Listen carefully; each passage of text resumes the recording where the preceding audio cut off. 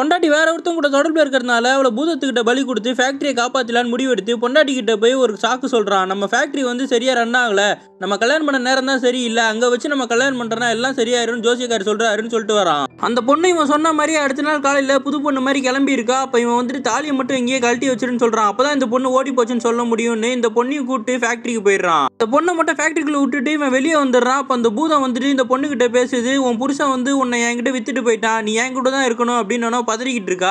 புருஷன்காரனும் அப்போ வந்துட்டு நீ வந்து வேற ஒருத்தன் கூட தொடர்பில் இருக்கியே, நீ இங்கே இருந்து சாவுன்னு சொல்லிடுறான். அப்போ அந்த பொண்ணு கெஞ்சிரான், நான் அந்த மாதிரி யாரு கூடயும் தொடர்பில் இல்லைங்க, நம்ம 2 பேரும் தானங்க ஒன்னா இருந்தோம் அப்படின்னும் போது தான் இவனுக்கு அந்த பூதம் காமிச்ச விஷுவல்லாம் ஞாபகத்து வருது. இவன் மூஞ்ச மாத்தி தான் வேற ஒருத்தன் மாதிரியே அது காமிச்சிருந்திருக்கும். அதுக்கப்புறம் இவன் எவ்வளவோ கெஞ்சி பார்க்கறான், என் பொண்டாட்டியை விட்டுருன்னு சொல்லிட்டு. ஆனா அந்த பூதம் விட மாட்டேங்குது. அந்த பொண்ணு பிரெக்னெண்டா வேற இருக்கா. அந்த பூதம் வந்து அந்த பொண்ணை எரிச்சிட்டு அதோட உலகத்துக்கே கூட்டு போயிருது. இதுக்கெல்லாம் காரணம் எங்க அப்பன் தானே, அவனால தானே என் பொண்டாட்டி இப்போ இறந்து போயிட்டா. எங்க அம்மாவையும் அந்த மாதிரி தான் அனுப்பி விட்டான், அவனை சும்மா விடக்கூடாதுன்னு அவனையும் கொண்டுட்டு இவன் குற்ற உணர்ச்சி தாங்க முடியாம இவனும் தூக்கு மாட்டி செத்து போயிடுறான்.